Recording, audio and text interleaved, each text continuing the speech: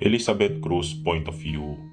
Sinamyo ko ang hangin na halos 3 linggo ko rin hindi nasamyo dahil sa pamamalagi ko sa hospital. May ngiti sa aking mga labi dahil masaya ako na sa wakas ay nakalabas na rin kami mula rito. Sa wakas ay makakauwi na ako. Nasira lamang ito na biglang kumanta si Lloyd ng Malaya Ka na para bang nakulong ako kaya napailing na lang ako. I'm happy to see you outside and well, Liz. Ang magiliw na sabi ni Lucas bago ako binigyan ng bulaklak na tinanggap ko naman. Salamat, Lucas. Sumakay na ako sa sasakyan ni Justin at hinintay na mailagay nila ang mga gamit namin habang nakatingin sa labas. Sa 3 linggo yon ay hindi naman ako naburyo dahil hindi ako iniwan ni Sky at araw-araw na dumadalaw ang 3 kong malapit na kaibigan.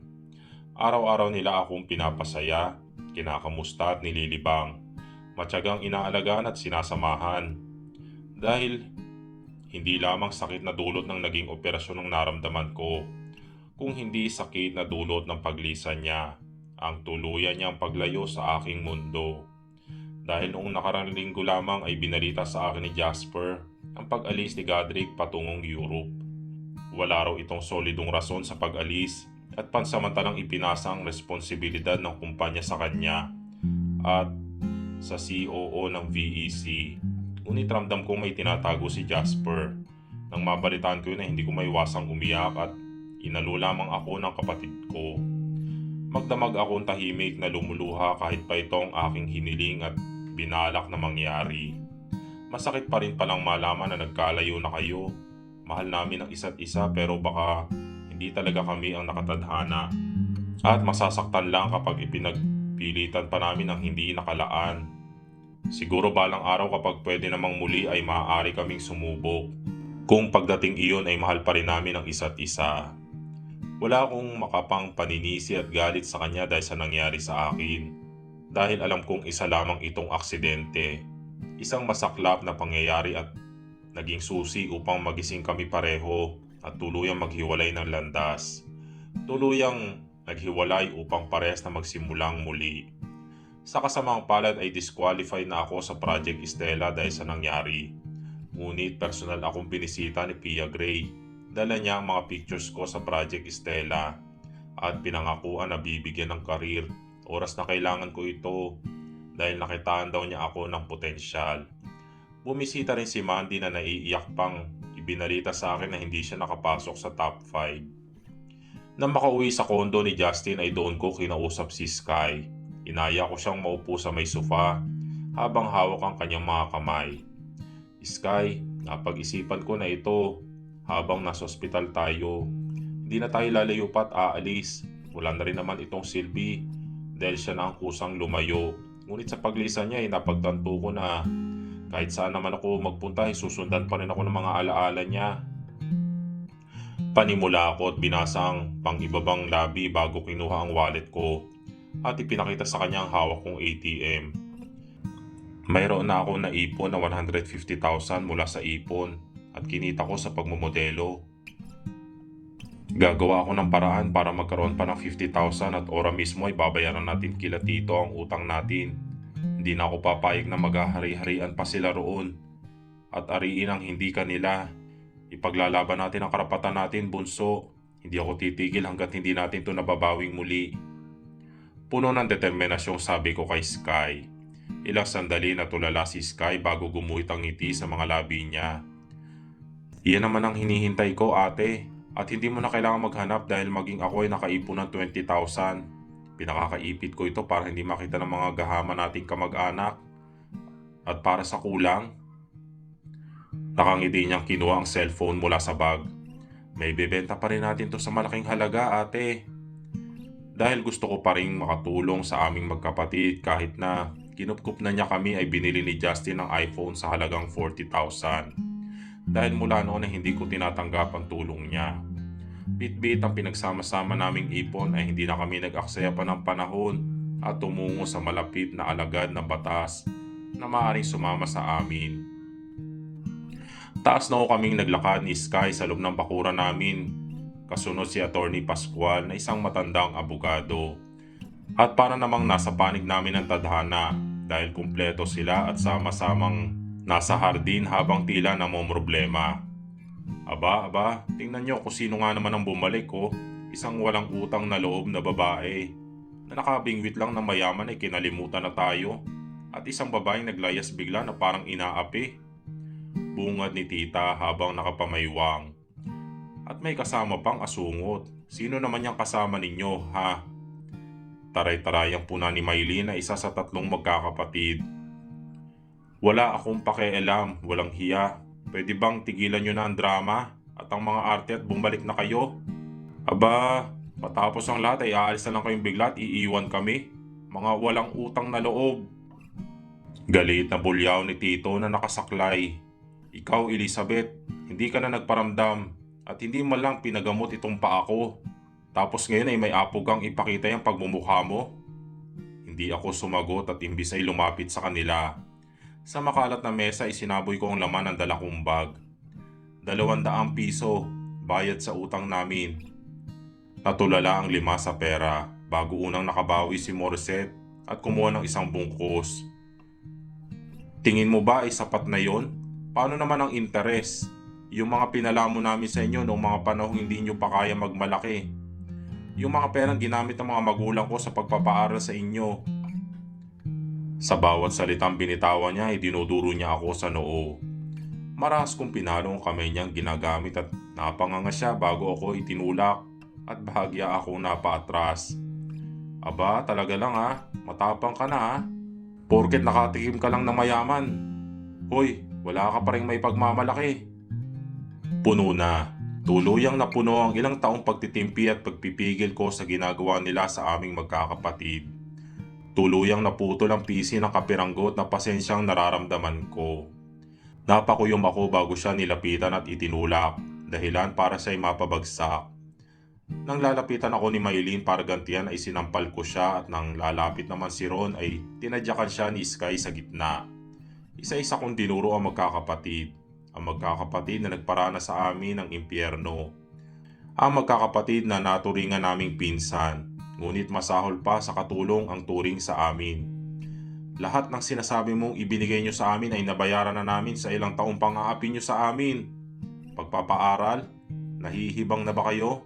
Kaming dalawang gumapang para taniman ng utak namin habang kayo ay nagpapakasasa sa buhay. Kayo mga walang hiya. Kayo mga palamunin. Mga tamad. Mga walang utang na loob. Walang iba kung hindi kayo. Mabilis ang pagtaas baba ng dibdib at hinihingal kong sigaw sa kanilang tatlo na masama ang tingin sa amin. Akmang sasampalin naman ako ni tita, ngunit agad ko itong nasapot itinulak ang kamay niya. Hindi ko pinigilan ang aking sarili at dumapo ang kamay sa mukha niya na ikinagulat niya. Matamis akong ngumiti. Oh, bakit kayo nagulat, tita? Nagulat ka ba na nasampal ka? O nagulat ka dahil akala mo ay habang buhay kaming tatanggapin na lang ang sampal mo? Pues nagkakamali ka. Pasensyahan tayo. Nawala na ang katiting na respeto ko para sa inyo nang kumampi kayo sa walang hiya niyong asawa. Na ibinenta ko parang pagkain baboy lang. Nanatiling masama ang tingin ni tita sa akin at muli akong ngumiti bago itinuro ang mesa kung saan naroon ang mga pera. Tapos na ang paghahari-harian ninyo. Ngayon din ay gusto kong lumayas kayo sa pamamahay namin. Dahil kung hindi, baka kung ano pa ang magawa ko sa inyo. May kasulatan kami ng mga magulang mo. Agad kong pinutol ang pagsasalita ni Tito. Kasulatan na ibabalik ninyo ang titulo kapag nakabayad na kami, hindi ba? At kapag hindi nyo ibinalik sa amin ay mapipilitan akong idemanda kayo. Tama ho ba, Attorney Pascual? Malumanay kong tanong sa tahimik na abogado na lumapit naman. Tama po yun. Ang totoo niyan ay dapat na-renew ang kasulatan dahil matagal na pala ito. Ngunit sa palagay ko ay hindi nyo ito ginawa, ano? Sapat na ebidensya po ang kasulatan na napagkasunduan ninyo at kung kayo ay lalabag, may karapatang mag-file ng kaso ang aking kliyente. Pagkasabi noon ay tinas niya ang isang kasulatan. Wala akong pakialam sa kasulatan na yan. Amin ang bahay na ito at kailangan nyo muna akong patayin bago nyo ito makuha. Matinis ang boses na sigaw ni tita na tila nahihibang na. Abogado, Kung ganon ay nakita mo ang ginawa ng babaeng niya sa mga anak at asawa ko. Ngayon din ay gusto ko siyang kasuhan. Segunda naman ni Tito. Pananakit? Naku, wala po ako nakikitang ganyan. Pagmamaang-maanga sabi ni Atty. Pascual at hindi ko napigilang mapangiti. Ang nakita ko po ay magkapatid na ipinaglalaban ang karapatan nila. Natigil ang bangayan nang may kumatok at pumasok ang ilang tanod. Magandang umaga po. Nakarating na kasi sa amin ang reklamo na may away daw ho. Naku, mabuti at naririto kayo. Kalat ka rin yung dalawang yan at nanggugulo sa pamamahay namin. Sumbong ni tita sabay turo sa aming magkapatid. Totoo po ba yun, ma'am? Ay, magandang gabi po. Ako si Atty. Pascual. Ako yung legal na abogado ng magkapatid na Cruz. Ito ang legal na kasulatan na nagpapatunay na ang magkapatid ang tunay na nagmamay-ari ng bahay. Binabayaran nila ang utang ngunit ayaw pumayag ng pamilyang to. Habang nag-uusap ang abogado namin at mga tanod ay nagsusukatan naman kami ng tingin ng mga kamag-anak ko. At kahit nakaunti ay wala akong makitang pagpapakumbaba o pagsisisi sa kanila. Ilang sandali pa ay hinarap sila ng mga tanod. Ayun nga po sa kasulatan ay kailangan yung ibalik ang bahay sa magkapatid sa oras na makabayad ang pamilya nila. Kung papalag po kayo ay kailangan namin kayong dalhin sa barangay para mag-usap. At hahaba lang ang proseso dahil sila ang legal na tagapagmana ng bahay. Hindi ako papayag. Sa amin ito. Kami ang may karapatan. Kung magpupumilit po tayo ay baka sa selda ang kababagsakan natin yan. Maaari po tayong umalis na lang Hindi pa rin nakinig si tita at nagpumilit at ayaw umalis. Ang magkapatid na nakatayo na ay pinupuko lamang kami ng masamang tingin. Mamang Tanod, binibigyan po namin sila ng 2 araw para maghakot pero kapag hindi pa rin nila ginawa yan ay kakalat ka rin nyo na lang po sila ha. Sige po ma'am. Hinawakan ko sa kamay si Sky at pinisil ito bago hinarap ang mga kamag-anak namin. 2 araw.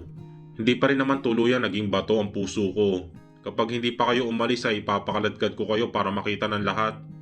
At gusto kong makita ang titulo na nakalagay sa mesa. Dahil kung hindi ay susundan namin kayo kahit saang impyerno kayo magpunta. Pagkatapos sabihin yun ay hinila ko na ang kapatid ko palayo. At hindi na pinansin ang pangiinsulto ng mga pinsan ko. At pagsigaw ng mag-asawa. Kahit buong araw silang dumaldal at magwala ay hindi na nito mababago ang katotohanan na sa amin na muli ang bahay. Maraming salamat po talaga. Taos-pusong pasasalamat ko sa mabait na abogado. Wala yon. Alam mo sa mga ganitong pagkakataon ko nga minahal ang trabaho ko. Ang mapagtanggol ang mga api at masaksihan kung paanong umiyak ang mga ng api. Huwag kayong mag-alala dahil sisiguraduhin ko na aalis sila at iiwanan ng titulo. Maraming salamat po sa tulong ninyo. Tatanawin po namin itong malaking utang na loob. Nakangiting sabi naman ni Sky at pinanood kung paano lumayo ang sasakyan ng abogado. Habang naglalakad sa kalye kung saan kami lumaki ay magaan ang pakiramdam ko. Bahagyang nabawasan ang mga alalahanin at sama ng loob ko. Ilang sandali pa'y huminto kami ni Sky at magkayakap na lumuha. Parehong masaya at magaan ang loob. Kapwa nabunutan ng tinik sa puso dahil sa wakas ay may babalik na sa amin ang aming bahay na nararapatan lamang naming mabawi. Makalipas nga ang 2 araw ay binalita sa amin ni attorney na umalis na ang pamilya at napasa kamay namin ang titulo. Nagdiwang kami kasama ang mga kaibigan namin na makasama namin sa pakikipaglaban at agad naming plinano ni Sky ang pag-iipon para magpaayos ng bahay. May ngiti sa mga labing inilibot ko ang tingin sa aming bahay. Walang mga asungutan ng aagaw nito, bagaman ay may natin ang mga basura nila.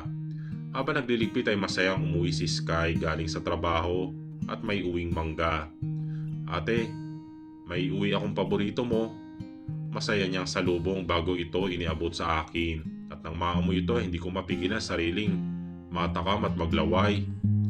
Agad kong itinigil ang ginagawa at nagtalo para kumain.